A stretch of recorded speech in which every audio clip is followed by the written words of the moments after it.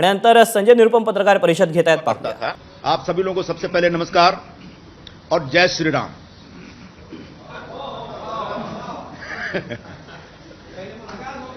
ऐसा है, इस क्षण का बहुत दिनों से आपको भी इंतजार था और मुझे भी इंतजार था. आपको पता होगा, एक हफ्ते पहले मैंने घोषणा की थी और वो घोषणा तब की थी जब महाविकास आघाड़ी की तरफ से शिवसेना ने बगैर कांग्रेस के साथ सहमति बनाए एक खिचड़ी चोर को हमारे क्षेत्र का लोकसभा का अगला उम्मीदवार घोषित किया. मैंने साफ साफ कहा था, मैं खिचड़ी चोर के लिए काम नहीं कर पाऊंगा, क्योंकि भ्रष्टाचार एक बड़ा मुद्दा है. भ्रष्टाचार के मुद्दे पे कांग्रेस पार्टी हमेशा हाई मोरल ग्राउंड लेती है. अभी जो बची कुची शिवसेना है, उसके प्रमुख परसों गए थे वहां रामलीला मैदान में और वो भाषण देते देते बोले कि भारतीय जनता पार्टी यानी भ्रष्ट जनता पार्टी. तो भ्रष्टाचार अगर आपका इतना बड़ा मुद्दा है, तो जिस व्यक्ति के खिलाफ ईडी का केस लगा है, जिस व्यक्ति के ऊपर खिचड़ी चोरी का आरोप है, जिस व्यक्ति ने सप्लायर से 1,60,00,000 की दलाली ली है बाई चेक, उसको आप किस मुंह से उम्मीदवार बनाते हैं?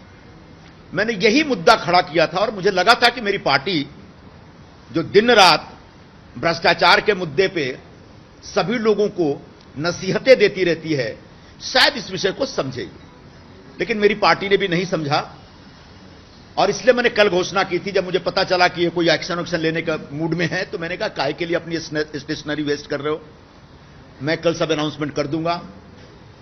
मैंने रात को 10:40 पर खड़गे जी को अपना इस्तीफा भेज भी दिया था और मुझे लगता है कि उसके तत्काल बाद शायद उस इस्तीफे में कुछ ऐसे शब्द थे, ऐसा मेरा एक्सप्रेशन था, उनको लगा कि कुछ ज्यादा हो जाएगा अगर हम चुप रहेंगे. तब उन्होंने इस प्रकार का एक फैसला किया. मतलब A4 साइज का एक कागज कांग्रेस पार्टी ने आखिरकार बर्बाद कर दिया, ऐसा मेरा मानना है. अब रह गई बात, कांग्रेस पार्टी ये सब क्यों कर रही है?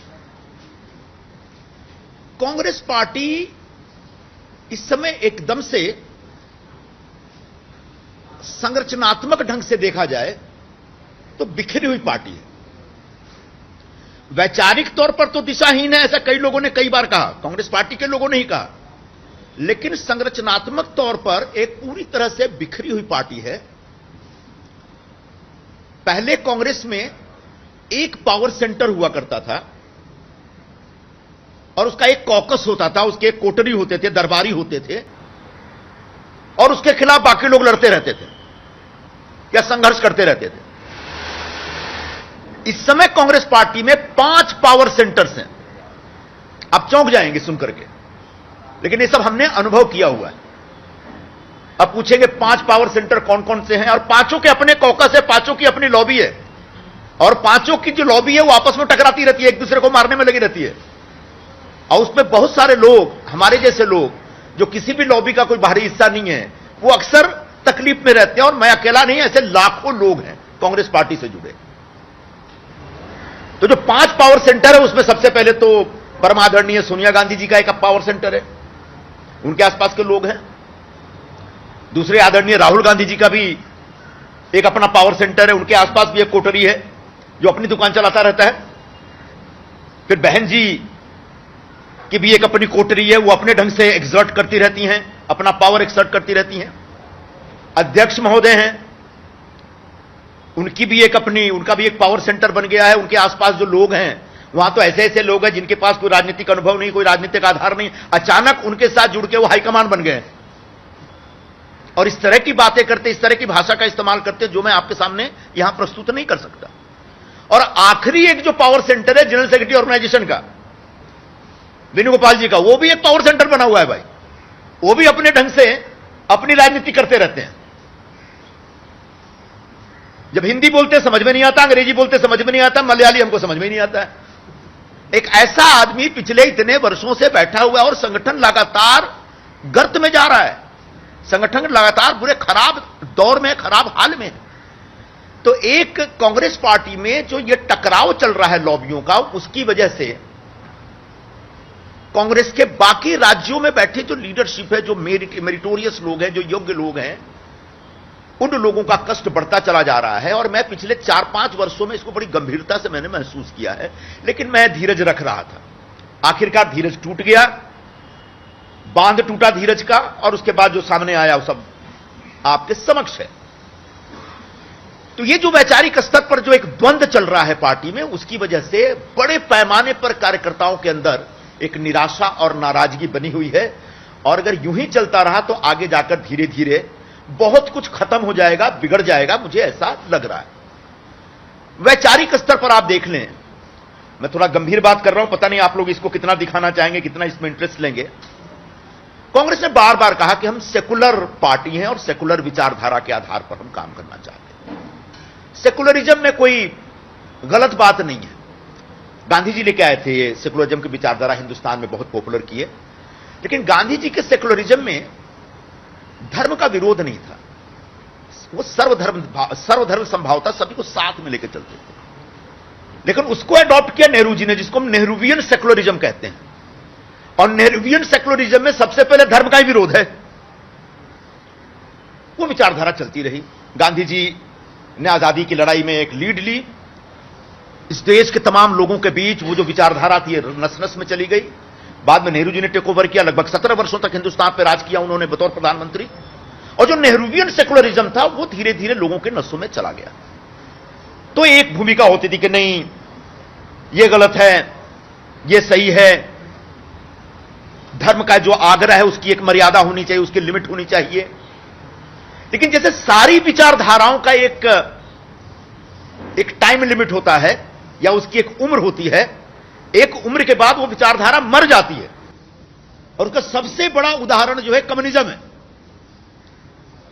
1917 में बोल्शेविक रिवॉल्यूशन के बाद कम्युनिज्म आता है और रशिया में कम्युनिज्म की क्रांति होती है। रशिया में इतना बड़ा एक कम्युनिस्ट सरकार बन जाती है, उसका पूरी दुनिया में इसका प्रचार होता है।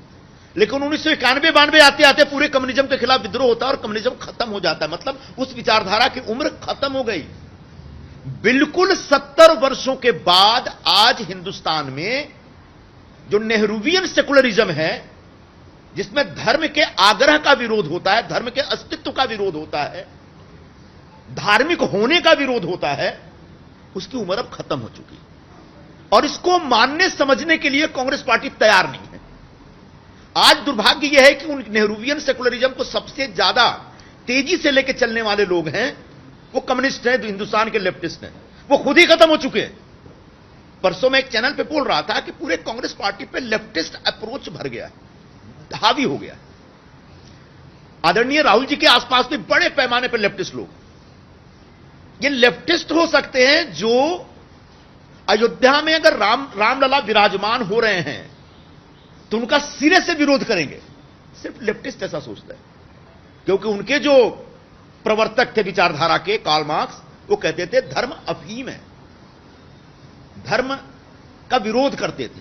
तो वो धर्म के अस्तित्व में विश्वास नहीं करते, धर्म की आस्था में विश्वास नहीं करते। कई लोगों को रामलला विराजमान का जो एक कार्यक्रम था, राम मंदिर का भव्य उद्घाटन था, उसके लिए बुलाया गया था और सब लोग सरकार से या बीजेपी से सहमत हों ऐसा नहीं था। लेकिन सभी लोगों ने बड़े प्यार से, सम्मान से कहा कि साहब धन्यवाद, आपकी चिट्ठी मिली, आज अभी फुर्सत नहीं है, बाद में कभी हम आ जाएंगे। लेकिन किसी ने भी उस पूरे आयोजन, पूरे उत्सव के ऊपर सवाल नहीं उठाया। अकेला कांग्रेस पार्टी की चिट्ठी है जो कहती है कि नहीं, ये भारतीय जनता पार्टी का प्रचार है। और उस आधार पर उन्होंने राम के अस्तित्व के ऊपर सवाल उठाया और राम के होने पर और राम के प्रति जो आस्था है, उस आस्था को ही नकार दिया। बाद में बड़ी फजीयत हुई और उसके बाद 3-4 दिनों तक कांग्रेस पार्टी के प्रवक्ता उसके ऊपर जवाब देते रहे। यह लेफ्टिस्ट अप्रोच था, लेफ्टिस्ट प्रभाव था, यह कम्युनिस्टों का प्रभाव था कांग्रेस पार्टी।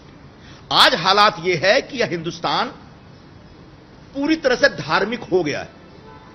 पहले जो लोग बड़े बड़े उद्योगपति, बड़े बड़े क्रिकेटर, बड़े बड़े फिल्मकार मंदिरों में जाने से कतराते थे या मंदिरों में जाते हुए दिखने से कतराते थे, आज गर्व से जाते हैं।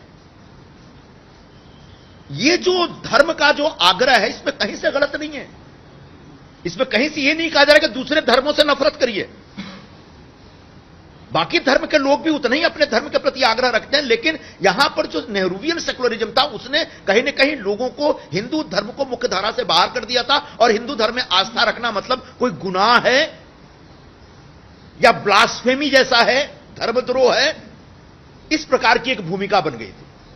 आज कांग्रेस पार्टी वैचारिक स्तर पर अगर इस खांचे में देखें तो पूरी तरह से इरिलेवेंट हो गई, इस खांचे से बाहर हो गई। इसलिए लगातार लोग टूट रहे हैं, बिखर रहे हैं या अंदर अंदर कसमसा रहे हैं। तो वैचारिक आधार पर हालत खराब है, संगठनात्मक स्तर पर पूरा बिखरा हुआ है मामला। जो मुद्दे उठाए जा रहे हैं उन मुद्दों के प्रति कोई कमिटमेंट नहीं दिखता। सुबह कुछ बयान, शाम को कुछ बयान। जो नारे हैं ऐसे नारे हैं जो उनके घर में भी एक बार से दोबारा नहीं बोला जाएगा। न्याय का हक मिलने तक कितनी बार कोई बोल सकता है, कोई नारा है? और ये नारा लेकर के हम लोग निकल गए।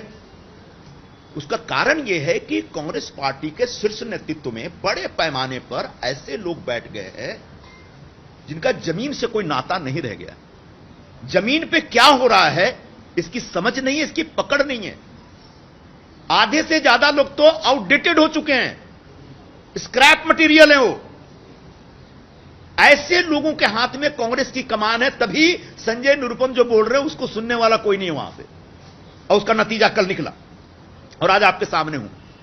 तो ऐसी कांग्रेस पार्टी के समक्ष मैंने विषय रखा था कि साहब मुंबई, महाराष्ट्र में या कहीं पर भी अलायंस कर रहे हैं तो अपने अस्तित्व को बचाने का भी एक विशेष आग्रह रखिए। मुंबई में क्या हुआ? 6 में से 5 सीटें दे दी गई, इसका मैंने विरोध किया। यह विरोध करना कुछ गलत है? मैं कह रहा हूं कि इससे कांग्रेस पार्टी आने वाले दिनों में मुंबई में हमेशा हमेशा के लिए खत्म हो जाएगी। ये मैं सच बोल रहा हूं। और इस सच के लिए सजा ये दे रहे हैं कि आप संजय निरुपम को निकाल रहे हैं पार्टी से। अगर सच बोलना गुनाह है तो यह गुनाह मैं करने के लिए तैयार हूं। पूरी तरह से सरेंडर कर दिया है। मुझे यह भी पता है कि जब मैंने खिचड़ी चोर का मुद्दा शुरू किया और शिवसेना पर जोरदार हमला किया तो जो बची खुची सेना के प्रमुख हैं उन्होंने जोरदार दबाव डाला दिल्ली में कि अब तो संजय निरुपम को निकालिए आप। दूसरी पार्टी के नेताओं के कहने पर आप अपनी पार्टी के नेताओं को निकाल रहे हैं। ऐसे कांग्रेस पार्टी चलेगी और बचेगी आने वाले दिनों में? यह एक बड़ा प्रश्न है और जिसका जवाब मेरे पास है, आगे भविष्य नहीं है। मेरे पास सुबह से कई लोगों के फोन आ रहे हैं, मैसेज भी पड़े हैं, साहब थोड़ा शांत रहिएगा, 2-4 महीने में सब ठीक हो जाएगा, कांग्रेस पार्टी का भविष्य है। और मैं कह रहा हूं कांग्रेस पार्टी का अब कोई भविष्य नहीं। कांग्रेस पार्टी अब इतिहास जमा हो चुकी है। कांग्रेस पार्टी में कुछ कुछ पॉकेट्स रहेंगे, जैसे ब्रिटेन में जाएंगे तो लिबडेम पार्टी है, एक लिबरल डेमोक्रेटिक पार्टी है, उसके भी 2-4 एमपी चुन के आते रहते हैं। यहां पर भी कम्युनिस्टों के कुछ एमपी चुन के आते रहते हैं। वैसे ही 2-4, 5, 10, 12, 25, 50 ऐसे एमपी चुन के आते रहेंगे। लेकिन अब कांग्रेस पार्टी हिंदुस्तान की राजनीति की मुख्य धारा की पार्टी नहीं रही। उनके आचरण से, उनके कर्मों से, उनके एक्शन से, उनके कदमों से यह बात स्थापित होता है। सिर्फ मैं निकाला गया हूं इसलिए मैं बोल रहा हूं, ऐसा नहीं है। जिस तरह से पार्टी के अंदर कार्यकर्ताओं का, नेताओं का एक भयंकर असंतोष है उनके अंदर, क्षोभ है उनके अंदर, उसकी वजह से यह कांग्रेस पार्टी को आगे लेके जाना बहुत मुश्किल है। जो लोग वहां पे हैं, पता नहीं उनमें से कौन कब छोड़ के निकल जाएगा, इसकी भी गारंटी नहीं है। जो लोग मेरे खिलाफ बातें कर रहे हैं, जिनके हाथ में नेतृत्व दिया गया है, वो कब तक कांग्रेस में, इसकी गारंटी वो भी नहीं दे सकते। और आज जब ऐसी पार्टी जिसका पूरा गांव उजड़ गया है, उसके प्रधान के अंदर आप एक अहंकार देख रहे हैं। भयंकर अहंकार है आज भी, उजड़े हुए गांव के प्रधान का अहंकार। जब मैंने पिछले हफ्ते अनाउंसमेंट की तो महाराष्ट्र प्रदेश के जो प्रमुख हैं वो कहते हैं कि मी आला आमी आला भीखपन घालत नहीं, मतलब हम इसको भीख भी नहीं देते, इसको जाना है जाओ, वी डोंट केयर। कहां से लाते हैं इतना अहंकार है लोग? कुछ पता है आने वाले 4 जून को जो फैसला होगा तो क्या होगा? नीचे की जमीन पूरी खत्म हो गई है। दुष्यंत कुमार लिखे थे कि नीचे जमीन नहीं है और उनको यकीन नहीं है। तो ऐसे अहंकारी लोगों की पार्टी जिनका सब कुछ लुट पिट गया है, वो हाल है कांग्रेस पार्टी का। अब अलायंस हुआ, शिवसेना कितनी बिखरी हुई है, टूटी फूटी पार्टी है, साफ दिख रहा है। शरद पवार जी की पार्टी का भी हाल दिख रहा है, कांग्रेस का हाल मैंने बता दिया। तो 3 लॉस मेकिंग यूनिट का मर्जर हुआ है। अब जो loss making units, loss making कंपनियों का मर्जर होता है, तो उसके बाद जो कंपनी बनती है वो भी लॉस मेकिंग होती है। पहले BIFR में होते थे, अब NCLT में जा रहे हैं। किसी ने मुझे पूछा कि ये शरद पवार की पार्टी क्या? मैंने भूषण स्टील है। शिवसेना क्या है? वो सेंट्रल मुंबई का जो बंद पड़ा टेक्सटाइल मिल है, मिल की बिल्डिंग खंडहर के तौर पे पड़ी है, मिल के नीचे पुराने मशीन भी पड़े हैं, बेचारे कपड़ा मिल के मजदूर भी है, लेकिन प्रोडक्शन नहीं है कुछ भी। कांग्रेस पार्टी का हाल क्या है? बिहार के चीनी मिल की तरह है, गौरवपूर्ण अतीत है। बिहार में जाएंगे, छपरा में जाएंगे, सारण में जाएंगे, सोनपुर में जाएंगे, लोग बोलेंगे कि जबरदस्त यहां पे ये शुगर मिल हुआ करता था, बड़ी बड़ी बिल्डिंगें हैं, खंडहर हो चुका है। तो एक खंडहर हो चुकी पार्टी, एक खंडहर हो चुका मिल, बंद पड़ा हुआ टेक्सटाइल मिल, और भूषण स्टील की तरह NCLT में बिका हुआ एक तीसरी पार्टी। तो ऐसी 3 पार्टियों के सम्मेलन की वजह से, और 3 पार्टियों की हालत क्या होता है, जब एक कंपनी जब बंद होती है ना, तो छीना झपटी चलती है, जिसको जो मिलता है वही बेच के उसको मोनेटाइज करता रहता है। जब एक कंपनी जब बंद होने सिक हो जाती है, तो उसमें से कोई पार्ट बेचता है, कोई जमीन बेचता है, बिल्कुल उस तरह के हालात हैं। और ऐसे में MVA एक बहुत ही कमजोर ऑर्गेनाइजेशन है इस समय यहां पे, क्योंकि उनके पास सही फैसला लेने का कोई भी समझने, कोई भी जानकारी नहीं। अब आखिर में मैं आपसे यही कहना चाहूंगा, जो आपके मन में एक सवाल उठता होगा कि आगे क्या। अभी खरवास का महीना चल रहा है, कुछ मत पूछिए, अभी कोई शुभ नहीं होने वाला। 9 तारीख से नवरात्रि शुरू होगी, तो जो होना होगा करेंगे। और इतना आपको बता देता हूं कि चुनाव लड़ूंगा और इस बार जीतूंगा, और यहीं से लड़ूंगा, यहीं से जीतूंगा, ये आप समझ लीजिए। और जो लोग ये समझ रहे होंगे कि अब संजय निरुपम की ओबिचुरी लिख दी जाए, उनको 4 जून को बड़ी भारी निराशा हो सकती है। मैं आज ही उनको सावधान कर देना चाहता हूं। रह गई बात हमारे बहुत सारे कार्यकर्ताओं को, क्योंकि बहुत दिनों से हल्ला है कि संजय निरुपम नाराज हैं, आ सकते, जा सकते, छोड़ सकते, जा। तो पार्टी के जो ऐसा नेतृत्व जिसमें जंग लग चुका है, जो घर से बाहर नहीं निकलता, लोगों के बीच नहीं जाता, ऐसे जंग लगे हुए नेताओं ने हमारे नेताओं पे जिले में दबाव डाला, तुम जाओ मत, ये करो, वो करो, तुम्हारा बहुत उज्जवल भविष्य है। सबने पलट के पूछा कि भाई जब संजय निरुपम का ही भविष्य नहीं तो हमारा क्या भविष्य हो गया। फिर भी मैं आज अपने सभी साथियों को कहना चाहूंगा, मैंने कई लोगों से पूछा, कई लोग आना चाहते हैं, कई लोग नहीं आना चाहते हैं, कोई दिक्कत नहीं है। आगे की भूमिका जब तय होगी तो सब आएंगे, लेकिन अभी जिसको जहां रहने का मौका है वहीं पर रहे, और जिसको आना है आए। लेकिन किसी भी कार्यकर्ता, किसी भी नेता पर मेरा कोई दबाव नहीं, कोई प्रेशर नहीं है, ये मैं स्पष्ट कर देना चाहता हूं। अब आप लोग बता सकते हैं। संजय जी, जिस तरीके से लगातार कांग्रेस के लोग कल से ये बयान दे रहे हैं, नाना टोले या दूसरे लोग, कि आप अनुशासनहीनता कर रहे हैं, पार्टी के फैसले का विरोध कर रहे हैं, इसलिए आपको कल शाम को निकाला गया और कहा गया, पहले निकाला गया फिर आपने इस्तीफा दिया। इस तरीके के दावे। अनुशासनहीनता मतलब क्या होता है?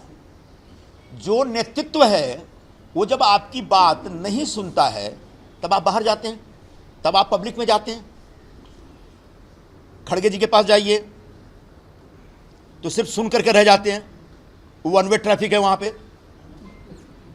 दूसरा जो जनरल सेक्रेटरी ऑर्गेनाइजेशन, वो क्या बोलते समझ में नहीं आता। बाकी ऊपर जो तीनों मिलते ही नहीं किसी से, तो बताओ क्या करेगा इंसान।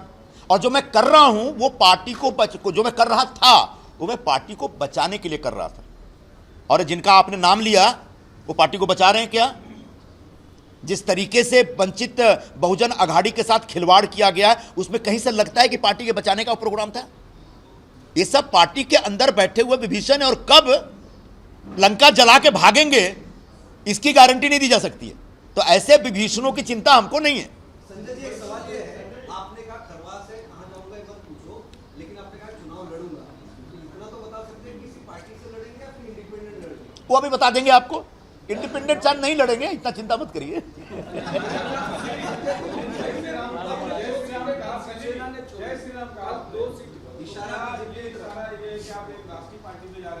क्यों जय श्री राम कहना किसी पार्टी से नाता होता है क्या?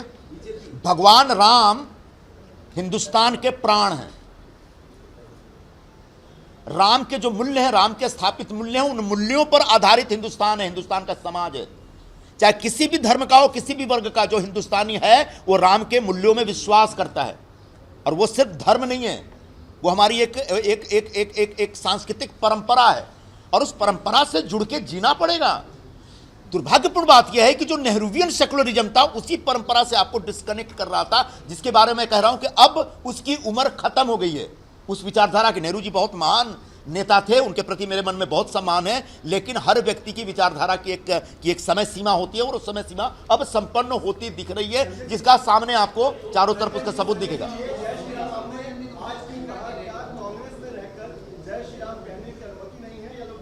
हाँ, अगर ये बात, बड़ा अच्छा सवाल किया आपने। जब मैं मुंबई का अध्यक्ष था तो मैंने तय किया कि मुंबई कांग्रेस में सत्यनारायण भगवान की कथा कराऊंगा। गलत क्या है भाई इसमें? तो हमारे एक दो साथियों ने बोला मत करिए साहब। क्यों? कि तमिलनाडु का कोई अध्यक्ष बना था, उसने कोई ऐसी पूजा वूजा कराई थी, तो उसके खिलाफ पार्टी ने एक्शन ले लिया था। मैंने कहा बाप रे, बड़ा खतरनाक है। फिर मैं जिद पे अड़ा और आखिरकार कथा मैंने कराई। तो एक आग्रह होता है, और मैं यही कहना चाहूंगा, सेकुलरिज्म का मतलब अपने धर्म से टूटना नहीं हो सकता। धर्म से विमुख होकर के कोई व्यक्ति नहीं जी सकता। हर व्यक्ति बुनियादी तौर पर धार्मिक है, चाहे मुस्लिम हो या क्रिश्चियन हो या जू हो। सबके अपने अपने धर्म है, सबके अपने अपने देवता है, लेकिन यहां अपने धर्म से और देवताओं से विमुख होकर जीना चाहिए। ये जो सेकुलरिज्म सिखलाता है, अब उसकी उम्र खत्म हो गई। अब ऐसे बहुत सारे ऐसे बहुत सारे पुराने बयानों को आप लेके आएंगे और थोड़ी बहुत बदमाशी करने की कोशिश करेंगे, तो आज ऐसी बदमाशी न करें, मेरा आप सबसे आग्रह है।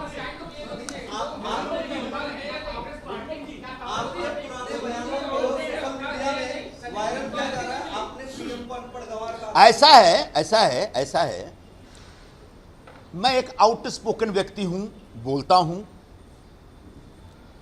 जिस पार्टी में रहता हूं, उस पार्टी की भूमिका, उस पार्टी की जो विचारधारा है, उस पार्टी का जो दृष्टिकोण है, उसको बड़ा खुल के रखता हूं। और मैं अकेला ऐसा नहीं है, ऐसे बहुत सारे लोग हैं।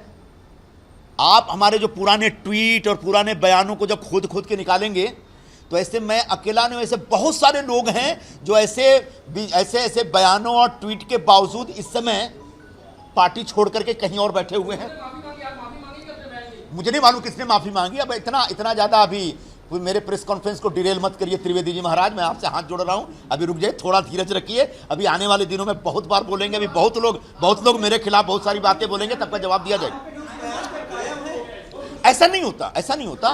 देखिए, बहुत ठीक है, ऐसा नहीं होता। आप बहुत अच्छा सवाल किया आपने। मैं मान लीजिए किसी का विरोधी, तो विरोधी स्वर उस व्यक्ति या उस संस्था के बारे में अपनाता हूं, लेकिन जैसे मैं तय कर लेता हूं कि मुझे अब इनका विरोधी नहीं रहना है, इनसे हाथ मिलाना है, इनके साथ बैठना है, तो निश्चित तौर पर जो आपकी वो भूमिका थी, वो भूमिका से आप पीछे हट जाते हैं। यह एक सैद्धांतिक आधार है।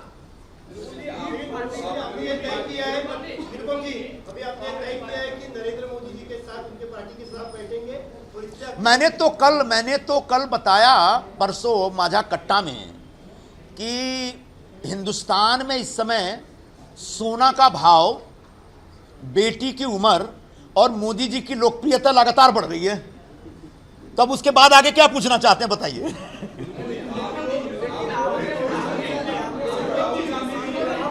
एक बार में एक व्यक्ति बोले, मैं हर सवाल का जवाब देने के लिए तैयार।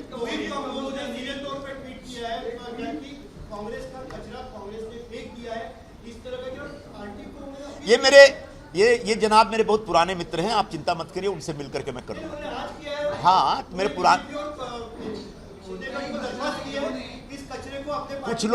कुछ लोग इस तरह की बातें करेंगे, और करना भी चाहिए। जनतंत्र है, जनतंत्र में सबको अपनी अपनी बात कहने का हक है। आगे जाकर के कैसे सामंजस्य स्थापित करना, थोड़ा हम पे छोड़ दीजिए।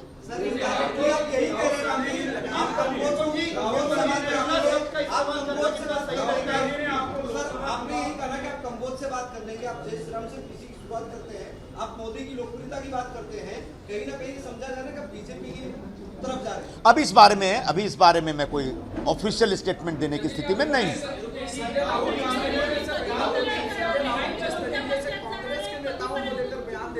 आता आता 1 मिनिट मराठी सुरू करू.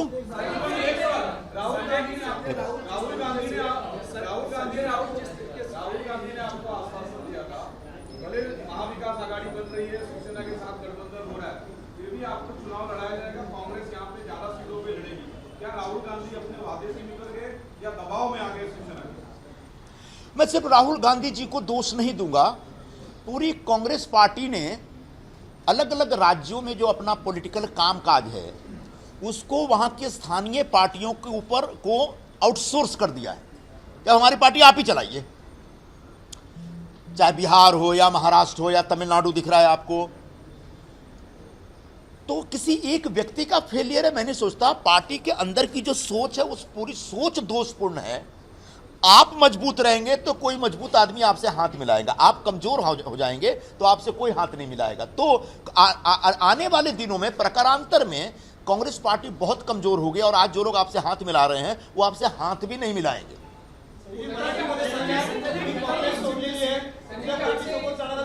एक मिनट मराठीमध्ये येतो ना, मराठीमध्ये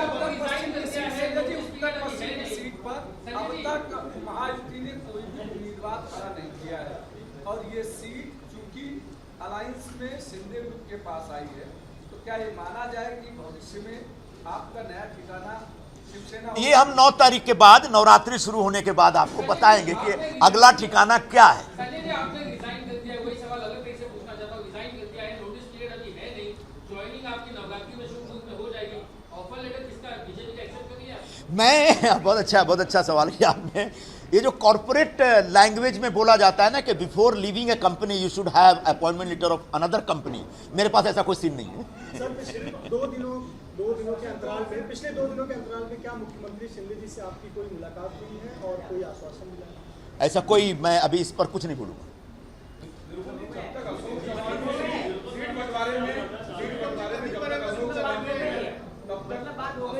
मैं अभी कहाँ कुछ बोल रहा हूँ. आता चलो, आता सुरू करू मराठीत.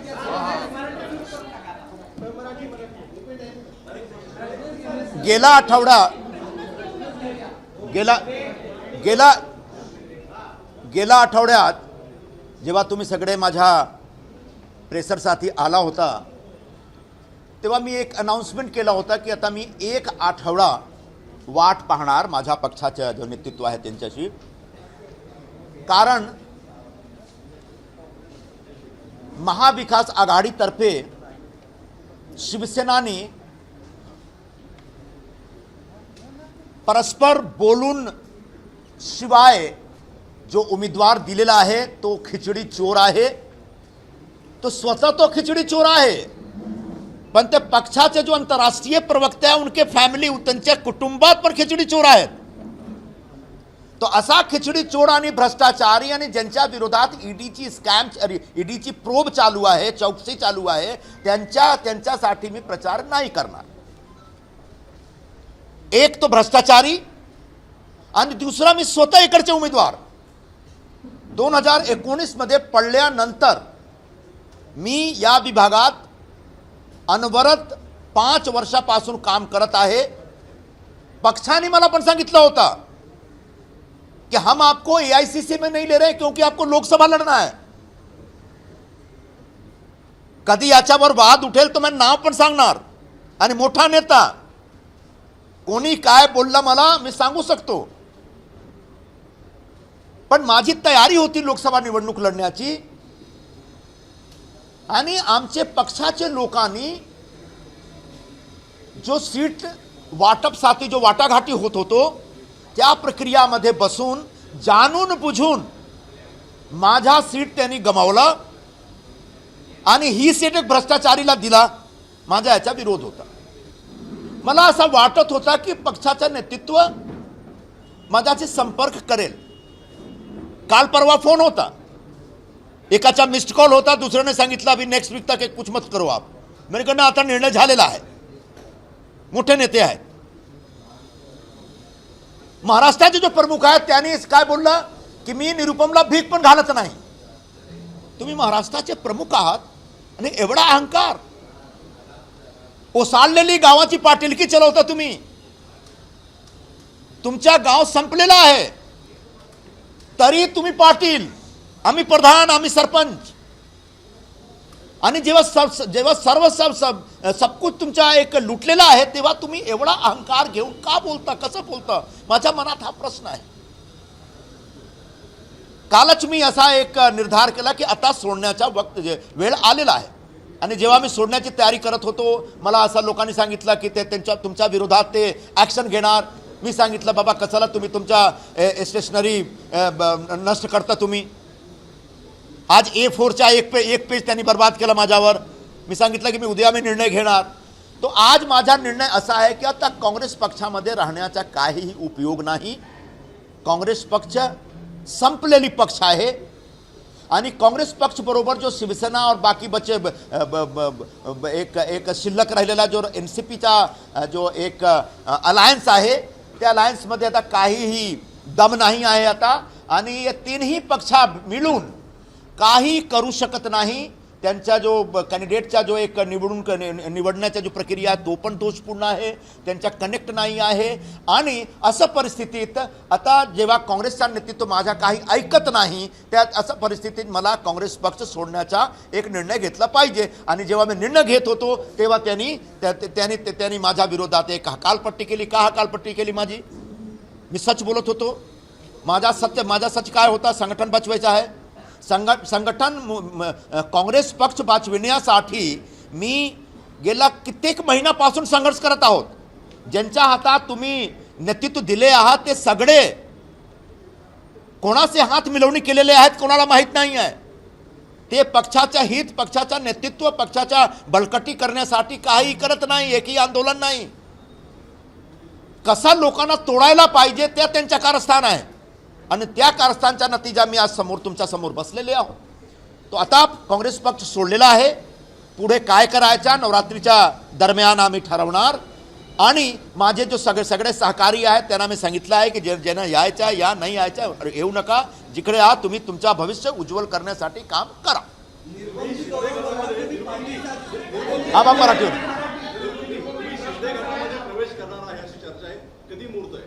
आता सध्या मी सांगू शकत नाही कुठल्या पक्षमध्ये आणि कुठल्या ग्रुपमध्ये और कुठे जाणार. पण नवरात्रीच्या दरम्यान काहीतरी एक निर्णय घेण्याची परिस्थिती आहे, मनस्थिती आहे. हां, उत्तर पश्चिम मधून निवडणुकी लढणार आणि यावेळी जिंकणार.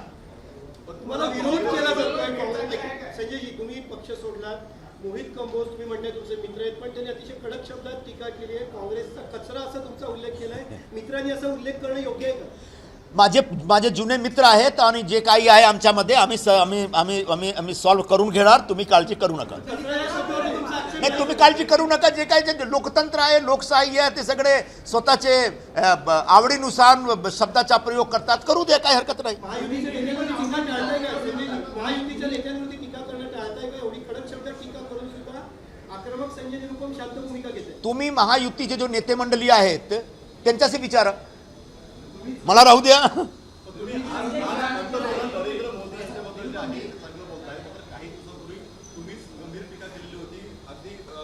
असा होतो जेव्हा तुम्ही एक दुसरा पक्षमध्ये राहता त्या पक्षानुसार एक भूमिका घेता. जेव्हा तुम्ही ठरवता की आता या पक्षामध्ये नाही राहायचं आणि दुसरा ग्रुपमध्ये जायचं, दुसरा एक ग्रुपशी एक संपर्क करायचा आहे, तो ठीक आहे. जे काही माझ्या स्टेटमेंट आहेत आणि माझं ट्विट आहे त्याच्यावर थोडाफार रिमोर्स करून आम्ही आता स्टँड बदललेला आहे. आणि स्टँड बदलण्याचा माझ्याकडे एक लोकतांत्रिक अधिकार आहे. चुकीचं आहे की याच्यामध्ये प्रत्येक व्यक्तीला एक या देशाचे घटनाने जो परमपूज्य बाबासाहेब आंबेडकरने जो घटना दिली आम्हाला त्यांनी अधिकार दिलेला आहे की तुम्ही ठरवा तुमचा विचार काय असेल, तुम्ही ठरवा तुमचा पक्ष काय असेल, तुम्ही ठरवा तुम्हाला कुठे जायचं आहे.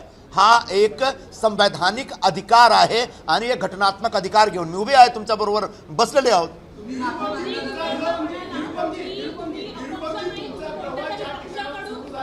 एक मिनिट थांब.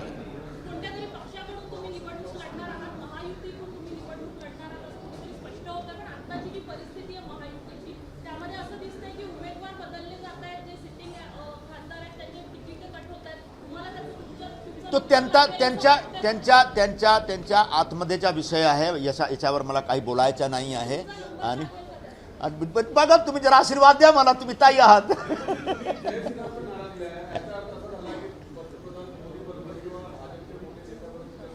नाही, जय श्रीराम बोलणं म्हणजे पार्टी पॉलिटिक्स नाही आहे. भगवान राम भारताचे प्राण आहेत. त्यांनी जो मूल्य स्थापित केला त्यांच्या मूल्याच्या आधारावर या देशामध्ये 5000 वर्षापासून एक परंपरा चालू आहे. त्या परंपराचा सन्मान केला पाहिजे, त्या परंपराच्या विरोधात नाही जायला पाहिजे. हा माझी भूमिका आहे. अशोक चव्हाणांसोबत परत चहा प्यायला भेटण्याचं काही बोलणं झालंय का? हा? अशोक चव्हाणांसोबत परत चहा प्यायला भेटणार आहेत का? एक मिनिट, तुम्हाला रुक ना जरा चुप. मी सांगतो ना, जरा थोडा एक दोनदा नंतर पण भेटूया ना आणि चर्चा करूया. अशोक चव्हाणांना परत भेटणार आहेत का तुम्ही चहा प्यायला तरी? हा, भेटू शकतो. माझे मित्र आहेत, जुने मित्र आहेत, माझे सिनियर आहेत, माझे लीडर असलेत.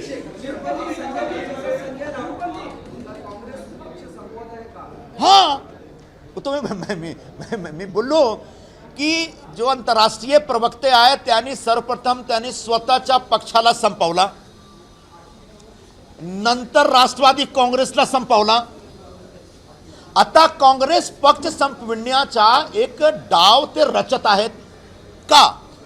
त्यांची मनात अशी इच्छा आहे की मुंबईमध्ये जो पॉलिटिकल स्पेस आहे अपोजिशनचा, त्या स्पेसमध्ये फक्त त्यांचा जो उबाठा ग्रुप आहे त्याचा हक राहिला पाहिजे. त्यासाठी ते प्रत्येक पक्षाला काटत आहेत. पण ही प्रक्रियामध्ये त्यांच्या स्वतःचा पण विनाश होईल एकदा, माझी अशी भाकीत आहे. संजय राऊत यांनी तुमच्या काँग्रेस सोडण्यावरती तुमचा उल्लेख करत म्हटलंय की भाजपाने सगळ्या काँग्रेसच्या टॉप 20 भ्रष्टाचाऱ्यांना त्यांच्यासोबत घेतलं. टॉप 20 भ्रष्टाचारी माझ्यावर कुठल्या सीबीआयच्या चौकसी नाही आहे, ईडीची चौकसी नाही आहे. साधा जो पुलिस स्टेशन में केसेस आहेत फक्त पॉलिटिकल मुवमेंटचे केसेस आहेत आणि मला गर्व आहे त्या केसेसबद्दल. तर माझ्याबद्दल कुठल्या प्रकारचा एकही आरोप कोणी लावू शकत नाही. मी त्यांच्यासारखा आर्थर रोड जाऊन फिरून आलेला नाही आणि पुन्हा पण आर्थर रोड जाण्याचा भाग पडू शकतो त्यांच्यावर.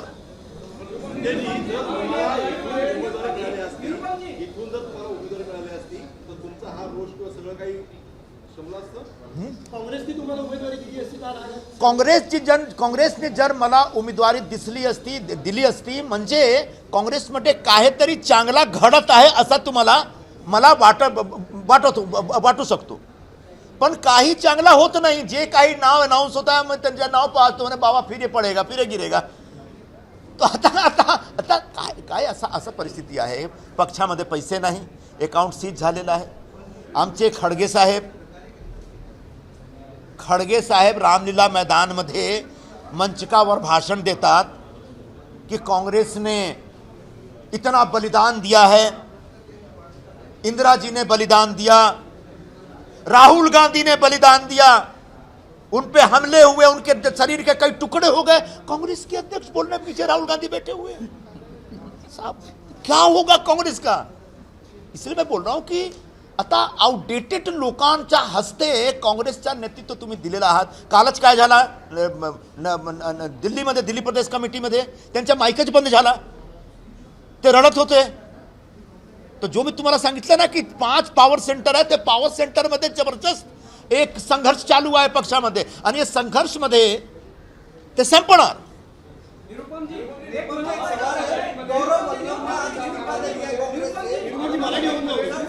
हे रुक जरा, मराठी हो जरा. सेक्युलरिझम वरती टीका करताय, पण ज्यावेळेस तुम्ही शिवसेनेमधून ज्यावेळेस काँग्रेसमध्ये गेला होता त्यावेळेस सुद्धा सेक्युलरिझम होता. आता त्यावरती टीका करता, हा टीका करण्याचा नैतिक अधिकार तुम्हाला आहे का? ज्यावेळी मी काँग्रेसमध्ये गेलो होतो ना त्यावेळी माझी प्रेस कॉन्फरन्समध्ये मी काय बोललो होतो तुम्ही शोधून घ्या, तुम्हाला ऐकेल, तुम्हाला समजेल. त्यावेळी पण असाच एक प्रेस कॉन्फ्रेंस होती.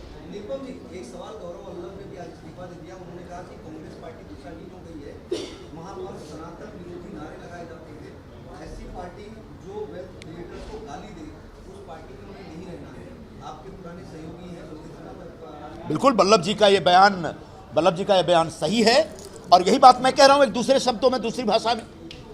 क्योंकि ये पार्टी के अंदर बहुत सारे कार्यकर्ताओं नेताओं के अंदर ये भूमिका आ गई है, ये विचार बन गया है, जिसको समझने मानने के लिए पार्टी का जो शीर्ष नेतृत्व है, जो इस समय संचालन कर रहे हैं, वो तैयार ही नहीं है।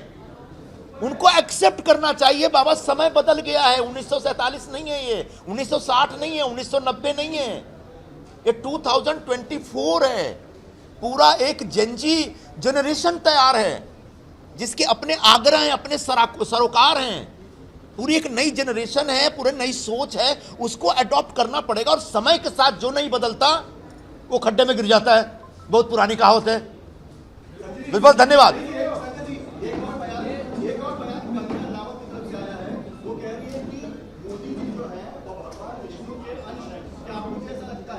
अभी जरा नवरात्रि आने दीजिए, फिर बताएंगे।